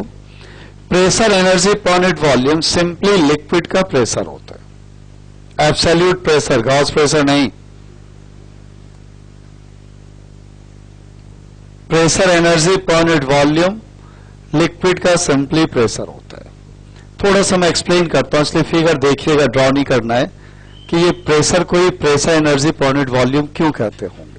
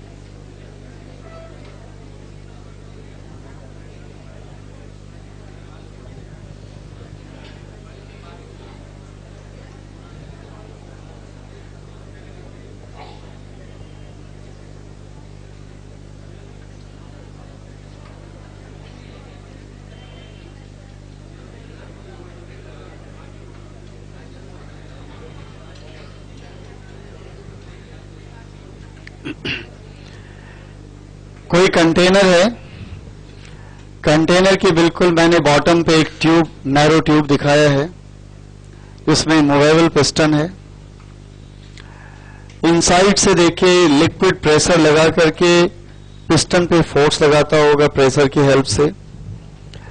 तो मान लीजिए इसका एरिया पिस्टन का ए मान लें, तो अंदर से जो फोर्स एक्ट करेगा ये P इंटू ए होगा। और चलिए इसे आप मान ले कि ऐसा करने के बाद ये पिस्टन जो है स्मॉल डिस्प्लेसमेंट कर लेता है इधर dx, तो बताइए ये वर्क कितना करेगा, dw कितना होगा, pressure into area force dot dx, लेकिन पॉजिटिव ही आएगा, डॉट प्रोडक्ट डायरेक्शन सेम है ना फोर्स एंड डिस्प्लेसमेंट का। तो प्रेशर इंटू एरिया फोर्स है इंटू स्मॉल डिस्प्लेसमेंट dx, ये वर्क है। लेकिन हमें वर्क पर यूनिट वॉल्यूम चाहिए। पहले देखिए a इंटू डी एक्स को कहेंगे वॉल्यूम, पिस्टन के मूव करने से जो वॉल्यूम आपका एक्स्ट्रा आया होगा a इंटू डी एक्स, उसे वॉल्यूम लिख दिया dv, और dw अपॉन dv ये work per unit volume, work due to pressure है तो work per unit volume P होगा। इसी को कहते हैं pressure energy per unit volume, कि लिक्विड अपने प्रेशर के कारण जो वर्क करने की एबिलिटी रखता है। तो ये pressure energy per unit volume है जो लिक्विड के प्रेशर के ही इक्वल है। तो ये चूंकि आप बोर्ड एग्जाम के पर्पस का है तो है ठीक है, अदरवाइज आपको तो ध्यान ही रहता है कि pressure energy per unit volume liquid के प्रेशर को ही कहते हैं। अब ये सब वर्क से डायरेक्टली रिलेट होता है कि लिक्विड अपने वेलोसिटी के कारण वर्क करने की एबिलिटी रखता है, काइनेटिक एनर्जी हो गया। लिक्विड अपने पोजीशन के कारण, ग्रेविटेशनल फील्ड में अपने पोजीशन के कारण वर्क करने की एबिलिटी रखता है, तो ग्रेविटेशनल पोटेंशियल एनर्जी है। लिक्विड अपने प्रेशर के कारण वर्क करने की एबिलिटी रखता है, तो वो प्रेशर एनर्जी है। अब ये तीनों मैकेनिकल एनर्जी है क्योंकि वर्क करने की एबिलिटी है। इन एनर्जी को इजीली वर्क में कन्वर्ट कर सकते हैं without any use of special device. इसीलिए आप कहेंगे total mechanical energy of flowing liquid, तो इन तीनों एनर्जी का सम होगा। अब तक मैकेनिक्स में क्या करते थे, मैकेनिकल एनर्जी का मतलब काइनेटिक एंड पोटेंशियल एनर्जी का सम। लिक्विड में जब कहा जाएगा मैकेनिकल एनर्जी तो kinetic plus potential plus pressure energy, इन तीनों के सम को कहते हैं मैकेनिकल एनर्जी। और यदि mechanical energy per unit volume कहा गया तो यही तीनों का सम कर देंगे। तो mechanical energy per unit volume dE by dV, kinetic energy per unit volume, potential energy per unit volume plus pressure energy per unit volume, इसके सम को हम नाम देंगे mechanical energy per unit volume. अब आता है बर्नौलीज थ्योरम। हेडिंग डाल दीजिए बर्नौलीज थ्योरम।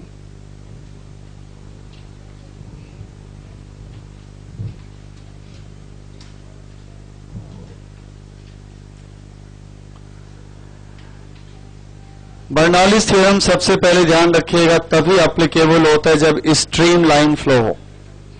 और कैसे लिक्विड का, आइडियल लिक्विड का, तो ब्रैकेट में लिख देंगे applicable only for ideal liquid in stream line flow. Applicable only for ideal liquid in stream line flow.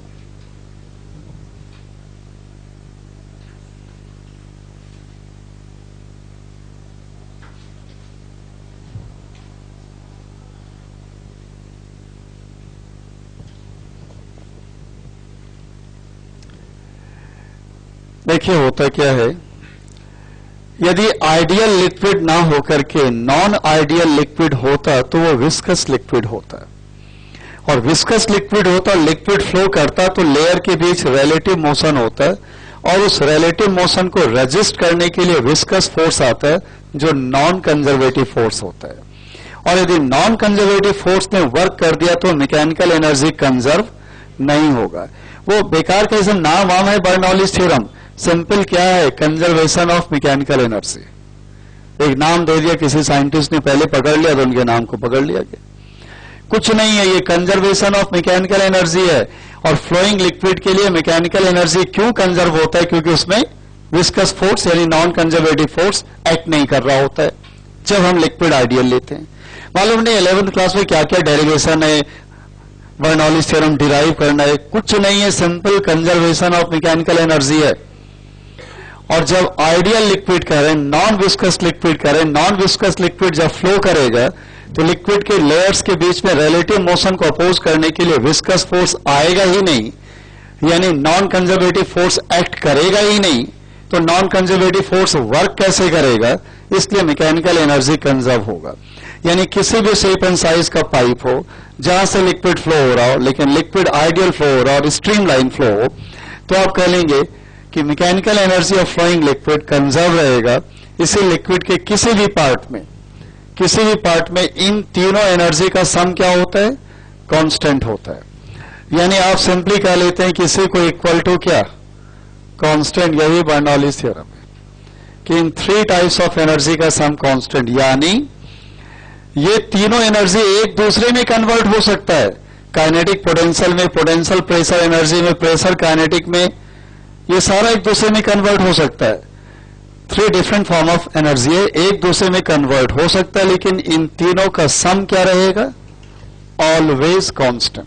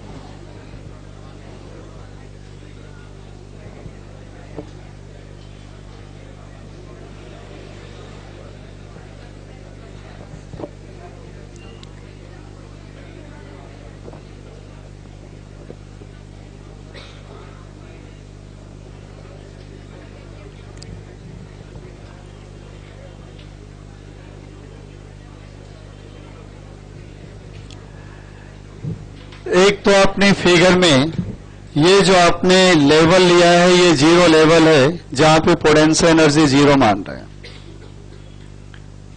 ये आपने इस लेवल में पोटेंशियल एनर्जी जीरो मान लिया है।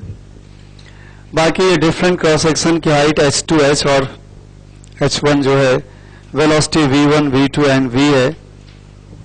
तो बर्नौलीज थ्योरम कहता है कि यहां पे काइनेटिक एनर्जी, यहां की पोटेंशियल एनर्जी और यहां की प्रेशर एनर्जी, यहां प्रेशर कितना मान लीजिए P1, यहां प्रेशर P, यहां प्रेशर P2, ये इक्वल्स टू हो जाएगा half rho V2 square plus रो GH2 प्लस P2, इस तरह से इक्वल होगा।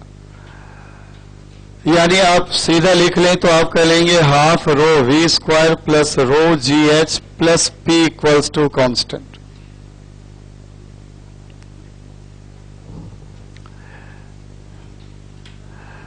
और यदि हम ऐसे बर्नौलीज थ्योरम तो आप लिखते ही होंगे, इसके अलावा यदि बोथ साइड को आप मल्टीप्लाई डिवाइड कर दीजिए रो G से, half rho V square upon rho G, ये रो G से डिवाइड होके H आ जाएगा P अपॉन रो G, तो एक नया कांस्टेंट हो जाएगा, रो इंटू G से डिवाइड करेंगे। V square by 2G plus H plus P by rho G।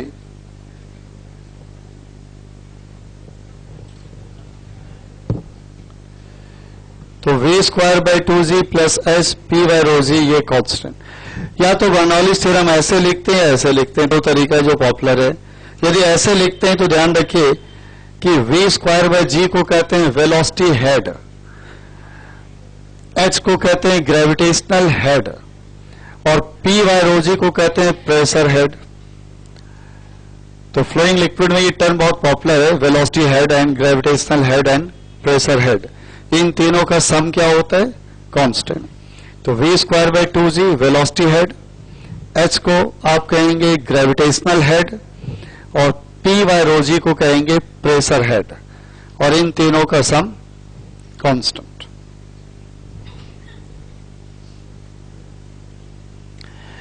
अब यदि आपका ट्यूब हॉरिजॉन्टल होता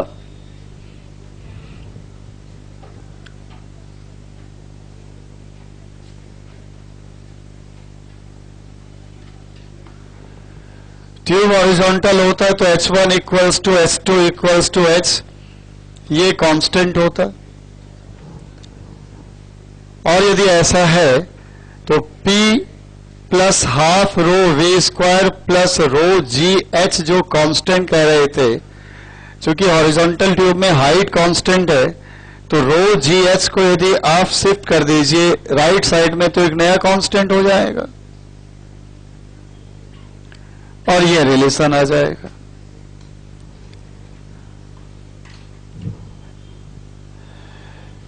यानी आप कह लेंगे यदि हॉरिजॉन्टल ट्यूब है तो P plus half rho V square equals to constant. इसका मतलब है कि जहां पे फ्लोइंग लिक्विड की वेलोसिटी ज्यादा होगी वहां प्रेशर कम हो जाएगा, जहां पे वेलोसिटी कम होगी वहां प्रेशर ज्यादा होगा, क्योंकि सम कांस्टेंट है ना आपका। लेकिन ये बात कब फॉलो होगा? जब हाइट में वेरिएशन ना हो रहा हो, क्योंकि P plus half rho V square ये कांस्टेंट है। तो जहां पे फ्लोइंग लिक्विड की वेलोसिटी ज्यादा वहां प्रेशर कम, जहां पे फ्लोइंग लिक्विड की वेलोसिटी कम वहां प्रेशर ज्यादा हो जाता है।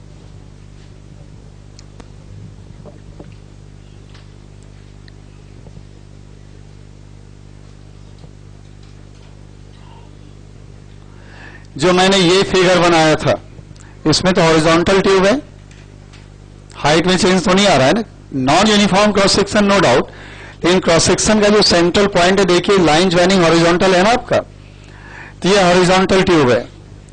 तो यहां पे देखिए एरिया मैक्सिमम होने से velocity minimum, V inversely proportional to area. Area maximum होने से वेलोसिटी मिनिमम तो प्रेशर मैक्सिमम, और यहां पे एरिया मिनिमम होने से वेलोसिटी मैक्सिमम और वेलोसिटी मैक्सिमम तो प्रेशर क्या हो जाएगा? मिनिमम, क्योंकि वेलोसिटी जहां ज्यादा वहां प्रेशर कम होना है। तो इसमें प्रेशर थ्रू आउट सेम नहीं होगा, यहां प्रेशर आपका मैक्सिमम होगा और यहां प्रेशर क्या होगा, मिनिमम होगा। यहां से यहां जा रहे हैं, cross section area continuously decrease कर रहा है, तो प्रिंसिपल ऑफ कंटिन्यूटी से वेलोसिटी कॉन्टिन्यूसली इंक्रीज कर रहा है, और वेलोसिटी कॉन्टिन्यूसली इंक्रीज करेगा तो प्रेशर कॉन्टिन्यूसली क्या कर जाएगा, डिक्रीज कर जाएगा।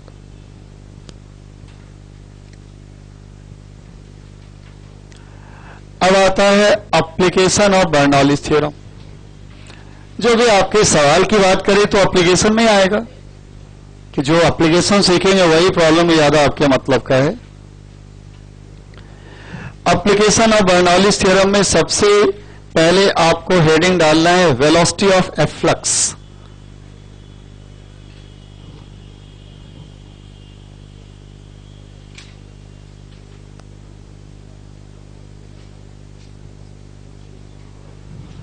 यानी किसी कंटेनर में लिक्विड फिल करिए, फिर कंटेनर में एक नैरो होल कर दीजिए, वहां से लिक्विड जो इजेक्ट होता है जिस वेलोसिटी से, उसी को क्या कहते हैं, वेलोसिटी ऑफ एफ्लक्स कहते हैं। अब इसमें बहुत सारी पॉसिबिलिटी है, यानी इसमें बहुत वेरिएशन है। पहले तो मैं आपको सिंपलेस्ट दिखाता हूं, फिर वेरिएशंस की क्या क्या पॉसिबिलिटी देखिए।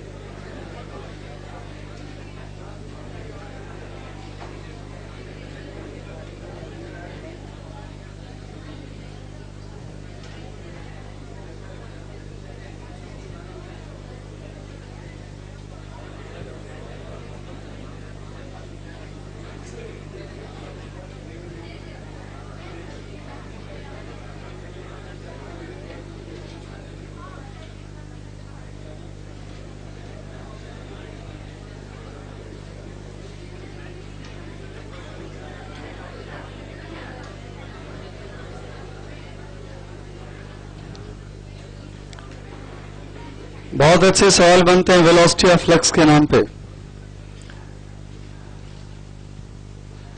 यानी वेलोसिटी ऑफ एफ्लक्स के नाम पे 10 मार्क्स तक के सवाल आए, एक सिंगल प्रॉब्लम। बहुत सारी वेरिएशन से, बहुत अच्छे अच्छे वेरिएशन उसमें बनते हैं। पहले तो आप एक आसान वाला देखिए कि मैंने यहां पे कोई सिलेंड्रिकल कंटेनर लिया है यूनिफॉर्म क्रॉस सेक्शन का, ऊपर से नीचे तक cross section area A1 same है। लिक्विड फिल क्या है, साइड वॉल में होल है, और साइड वॉल में जो होल किया उसके लिए एरिया कितना है, A2 है। उससे लिक्विड एजेक्ट होता है कितनी वेलोसिटी से, V2 से। लेकिन जब यहां से लिक्विड V2 वेलोसिटी से बाहर आएगा तो लिक्विड नीचे फॉल भी करेगा, तो लिक्विड लेयर के नीचे गिरने की जो वेलोसिटी होगी वो V1 है। यहां V1 तो यहां V1 क्यों, क्योंकि यहां से यहां तक एरिया क्या है, सेम। तो प्रिंसिपल ऑफ कंटिन्यूटी कहता है जब area through and through same है तो वेलोसिटी भी थ्रू एंड थ्रू क्या होगा, सेम होगा। तो यहां से यहां तक क्रॉस सेक्शन एरिया सेम है तो वेलोसिटी भी हर पार्ट में सेम होगा। यहां सडनली वेलोसिटी क्यों चेंज हुआ, क्योंकि एरिया चेंज हो गया। तो यहां पे दो अननोन है, V1 V2 दोनों अननोन है। पहला इक्वेशन होगा A1 V1 equals to A2 V2।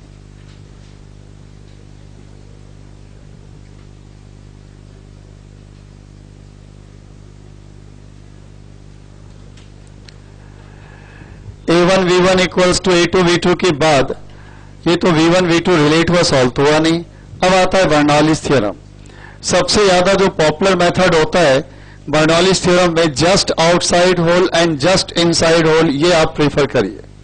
आप कहेंगे यहां से यहां भी कंपेयर हो जाएगा, लेकिन जो इजीएस्ट होता है just outside hole and just inside hole. कहेंगे एडवांटेज क्या है, इसमें आप ग्रेविटेशनल पोटेंशियल एनर्जी लिखने से बच जाएंगे, क्योंकि लेवल सेम है, बोथ साइड में आकर के इक्वल कैंसिल हो जाएगा, लिखेंगे नहीं उसे, हम वहीं पे जीरो मान लेंगे, उसी को हम स्टैंडर्ड वो लेवल मान लें। तो अब आप कह लेंगे यहां पे चूंकि बाहर आ गए तो बाहर तो एयर होगा, एटमॉस्फेयर होगा, तो यहां पे pressure energy per unit volume होगा P एटमॉस्फेयर, यहां kinetic energy per unit volume half rho V square, and potential energy per unit volume zero मान लेते हैं अपने फायदे के लिए। जस्ट इनसाइड प्रेशर एनर्जी क्या होगा, तो इसके लिए हमें ये गहराई गिवन होगा, लिक्विड के फ्री सरफेस से इस साइड वॉल पे होल का जो डेप्थ है ये हमें मालूम है H दिया होगा, तो यहां प्रेशर हो जाएगा P atmosphere plus rho GH। ये क्या है, एब्सोल्यूट प्रेशर, यही होगा pressure energy per unit volume, यानी लिक्विड की pressure energy per unit volume just inside hole this much and just outside तो P एटमॉस्फेयर ओनली, बाहर तो एयर के कांटेक्ट में आ गया ना आप, तो एटमॉस्फेरिक प्रेशर होगा। तो just outside P atmosphere, just inside क्या होगा, यहां पर भी तो P एटमॉस्फेयर रहा होगा, और उसी में ये आपका रो GH ऐड हो क्या है, फिर just inside kinetic energy half rho V1 square, बस प्रेशर एनर्जी पोटेंशियल एनर्जी बाहर जीरो, तो अंदर भी क्या होगा जीरो, सेम लेवल है, इक्वेट कर दीजिए दोनों को। तो P atmosphere plus half rho V2 square equals to P atmosphere plus rho GH plus half rho V1 square. P atmosphere cancel होगा और ऐसा रिलेशन आएगा जो आपको अजीब सा लगेगा, नहीं, V2 square equals to V1 square plus 2GH। लगा मोशन पे ग्रेविटी चल रहा है, टॉप पे वेलोसिटी V1 है, यहां वेलोसिटी V2 है, H हाइट से गिर के क्या वेलोसिटी मिलता। अच्छा, आप कहेंगे एग्जाम में बहुत टाइम बच जाएगा, कौन इतना लिखेगा जब यही आना है, तो उसके लिए फिर वार्निंग है, यदि ये लिखना है तो फ्री सरफेस के अबव भी एयर होना चाहिए, यहां भी एयर होना चाहिए, वरना अच्छे सवाल क्या करेंगे, यहां ऊपर से बंद कर देंगे, ये ऊपर से बंद कर दें, यहां कोई गैस डाल देंगे, अब यहां कुछ और होगा, यहां कुछ और होगा, और जैसे जैसे लिक्विड नीचे आएगा ये वाला गैस एक्सपेंड होगा, कह देंगे आइसोथर्मल एक्सपेंशन है, तो प्रेशर घटने लगेगा यहाँ पे, और यहाँ प्रेशर कांस्टेंट रहेगा एटमॉस्फेयर के कांटेक्ट में। इसीलिए यदि आपको ये डायरेक्टली लिखना है कि V square equals to U square plus 2GH नीचे आने में, और यदि फव्वारा के ऊपर जा रहा है पाइप से निकल के ऐसे, तो वहां क्या आएगा, V square equal to U square minus 2GH। लेकिन ये तभी होगा जब यहां और यहां दोनों जगह प्रेशर सेम हो, एयर प्रेशर या जो भी प्रेशर है सेम, जिससे कि वो कैंसिल हो जाए, तभी ये लिख पाएंगे। खैर V2 V1 दोनों अननोन है, आपको सॉल्व करना है वेलोसिटी ऑफ एफ्लक्स यानी V2, तो V1 का सब्स्टिट्यूशन करिए, V2 स्क्वायर, V1 यहां से क्या आएगा A1 बाय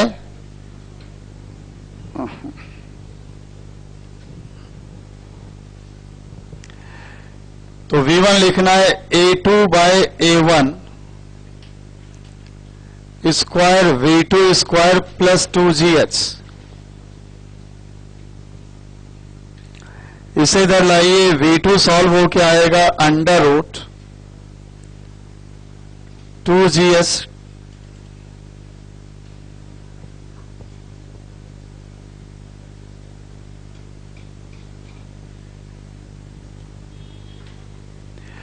यह है वेलोसिटी ऑफ एफ्लक्स का फॉर्मूला, तब जबकि लिक्विड के फ्री सरफेस के above and just outside hole same pressure है, एटमॉस्फेरिक प्रेशर।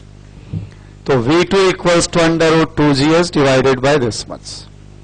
अब सबसे पहले 11वीं क्लास में जब आपने वेलोसिटी ऑफ फ्लक्स सीखा होगा तो वहां पे एक अप्रोक्सीमेशन होता है, और वो अप्रोक्सीमेशन ये है कि A2 much less than A1, यानी साइड वॉल में बिल्कुल पिन होल कर दे, वेरी नैरो वन। यदि A2 much less than A1 है तो A2 bye A1 much less than क्या हो जाएगा 1, और इसे 1 के रेस्पेक्ट में क्या कर देंगे, फिर यह नेग्लेक्ट हो जाएगा। कब होगा लेकिन ये ध्यान रखिए, यदि ये सिचुएशन है तो, और ऐसा है तो V2 हो जाएगा सिंपली अंडर रूट 2GH। यदि ये है तो आप लिख सकते हैं इसे अंडर रूट 2GH, लेकिन ये तब जब A2 much less than A1, otherwise नहीं। फिर जब आपको पता है कि V2 वेलोसिटी से लिक्विड बाहर आ रहा और क्रॉस सेक्शन एरिया वहां A2 है, तो बताइए rate of flow of liquid dV upon dt क्या हो जाएगा, A2 V2। साइड वॉल में जो होल किया था वहां से लिक्विड जो बाहर आ रहा है, तो dV upon dt A2 V2, तो फिर मास घट रहा होगा तो dm अपॉन dt क्या हो जाएगा, A2 V2 रो। आपको मालूम है कि जब लिक्विड बाहर निकलेगा तो इस पे जो थ्रस्ट एक्ट करेगा वही वेरिएबल मास सिस्टम में जो 11वीं क्लास में सीखा था, thrust U relative dm,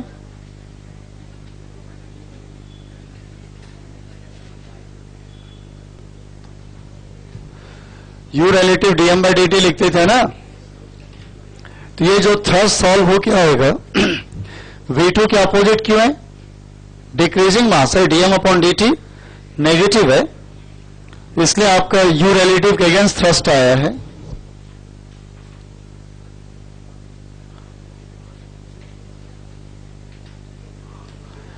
U relative आपका V2 ही होगा। U रिलेटिव V2 कब होगा, जब कंटेनर को रोक के रखा होगा, तब रियल वेलोसिटी लें या रिलेटिव लें क्या फर्क पड़ता है। और dm अपॉन dt अभी आपने कहा कि A V2 रो, यानी थ्रस्ट कितना आ जाएगा, A रो V2 स्क्वायर। क्यों, सवाल ऐसा नहीं हो सकता है कि रफ हॉरिजॉन्टल फ्लोर पे रखा है container but free to move, अब लिक्विड इजेक्ट होगा बाहर तो जाना चाहेगा पीछे, तो कोफिशिएंट ऑफ फ्रिक्शन कितना हो कि ना फिसले।